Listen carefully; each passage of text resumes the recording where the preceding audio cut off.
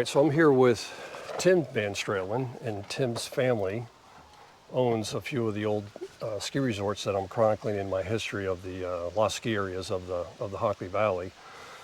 So Tim's going to talk to me about the properties that he's familiar with and that his family owns, and just try to give us a little bit more history on these lost ski areas. So, Tim, would you mind starting off telling me about Loretto?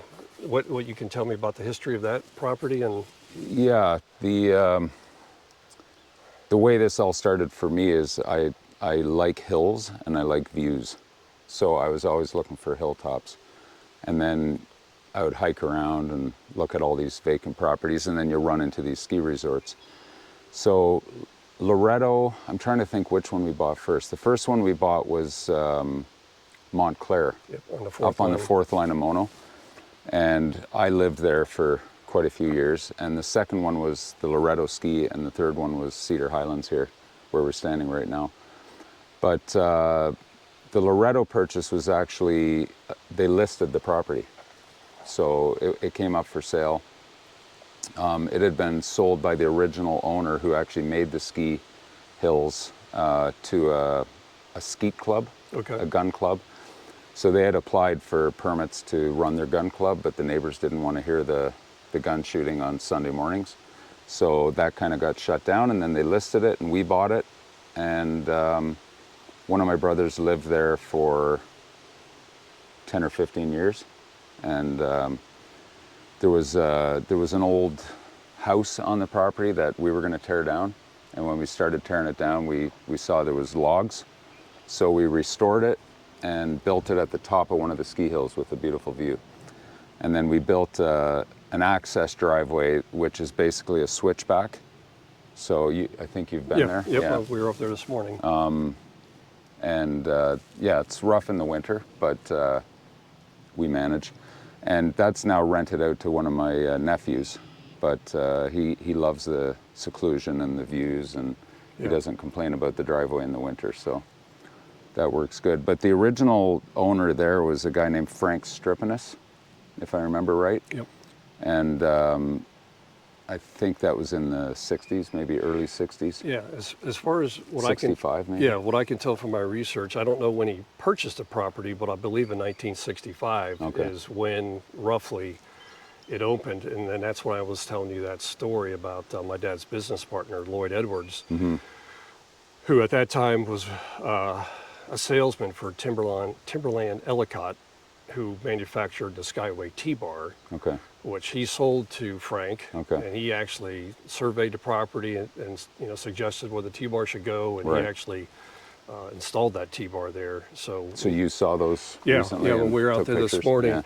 Yeah, and the other one that's more on the other side of the property, man, that was so overgrown, that bottom terminal. With the vines. Yeah, you can't even see it. I could even get to it. But one other thing I wanted to ask you, when you originally purchased, say Loretto,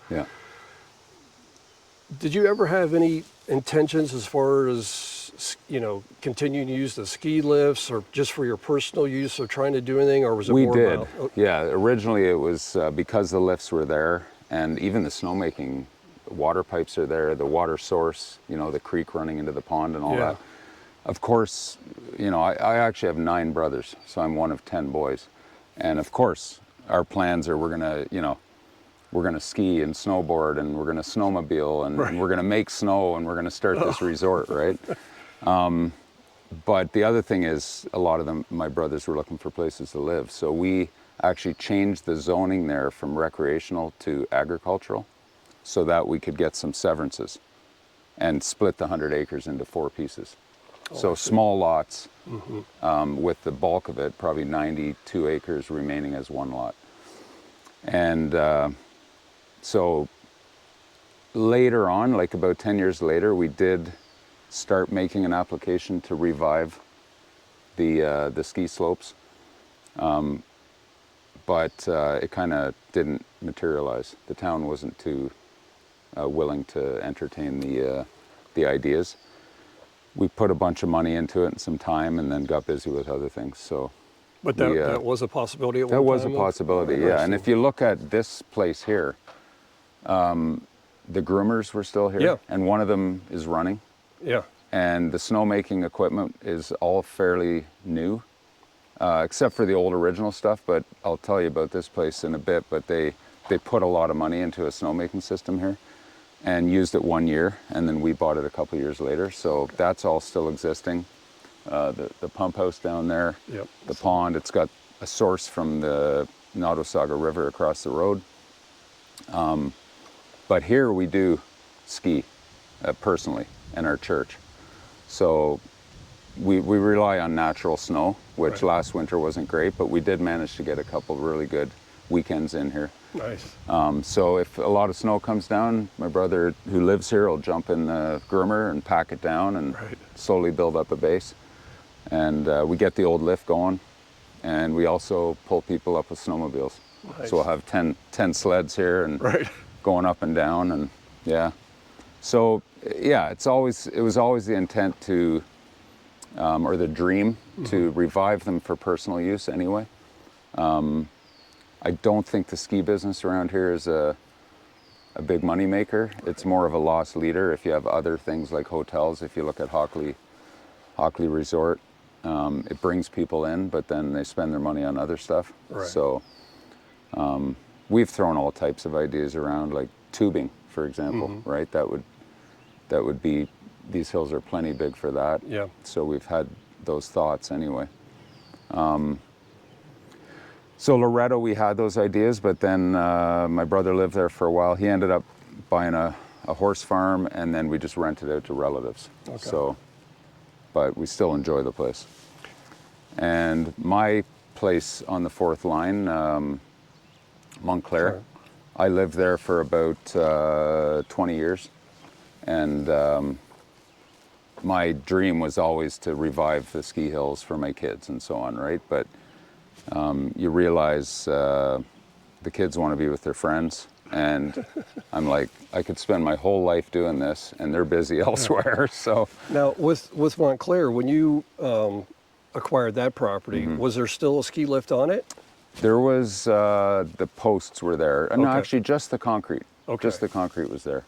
So that property, all I know about the history of it is the fellow that. Bob Shirley, he's kind of a famous guy around here. He lived across the road, and he was on council when they approved it in '68, I think. Oh, really? Okay. Yeah. And I can imagine the environmental rules weren't as stiff as they are now, and it looks to me like they just basically took a bulldozer and pushed the trees down and regraded the hills, but didn't put topsoil back on them. So there was a lot of erosion. Okay. But as far as I understand from Bob, that place only operated for 1 year. Oh, really? That's what he tells me. Yeah. So, and then talking to Frank Stripinus, who's now deceased, but when he was alive, he said he remembers in the late 60s a bunch of Toronto lawyers coming to visit his place at Loretto and talking about opening Montclair. Okay. And then he had gone there actually to look at it and comment on it, but he had said to them, you got to have snowmaking equipment. And they're like, no, we're in the snow belt over there, which we kind of are. The further west you get, the more snow belt you get. But they would have done their advertising and relied on natural snow. And apparently they got a really bad year the first year. So you'd lose all your potential customers, right? That's what I understand happened there. So the old ski lodge was still there. And that was at the bottom of the... That was at the bottom of the hill. And I mean, a lot of people that I ran into knew the place because it had been vacant for 50 years, and they had gone dirt biking there and horse riding and camping. And so a lot of people knew the place. Once we bought it and built a house, people stopped coming. But even when we had bought it, at one night there was 500 people there that had gone down to the old lodge to have a party. When you Just owned parked on the the property? fourth line, yeah, after wow. we bought it. Oh, jeez. The police had called us and, hey, do you know what's going on there? And we lived elsewhere, so. Yeah. But it was a real gathering place for people, beautiful property. And we spent a lot of time and money fixing up all the erosion, getting topsoil onto everything, getting grass and trees growing, and sort of repairing the the landscape. Okay. It was quite damaged with yeah, deep washouts and stuff like that. So I got that all cleaned up, and we built a little house at the top and enjoyed the view for many Yeah. years. Yeah, from the research that I've done on Montclair, the way that I understand it, at Loretto there was a member there that wanted to start his own ski resort, almost like okay. Doug Frid was a member here at Right. Cedar Springs Yeah. originally, and that's when he decided he wanted to start Twin Horse. Yeah. Supposedly a member from Loretto wanted his own, so that's when he purchased okay. Montclair. Okay. And so my dad's business partner, Lloyd Edwards, you know, being an engineer and familiar with the ski business, you know, obviously Valley Shush was started in 1960. So he helped kind of survey that property, figure out the place to put the lift. On Montclair. Yeah. Oh, okay. And so they had a Skyway T-bar Yeah. on Montclair. So Right. that one I'm not sure. I think on that one, he just sold the lift to him. I don't think he actually Okay. installed the ski lift. But I was under the same impression that out of all the ski areas here in the Hockley Valley, that was probably the shortest lived. Yeah, that's what I understand. Yeah, and then I don't know if Lloyd had anything to do with brokering a sale of that T-bar. Well, talking about whether I had plans to revive it, I actually went as far as buying a used T-bar from Caledon Ski Okay. down in where is that, in Bell Fountain. I guess they upgraded theirs, and I heard it was for sale, and I bought it. I ended up scrap metaling it eventually, but it was in rough shape. Well, and that's interesting.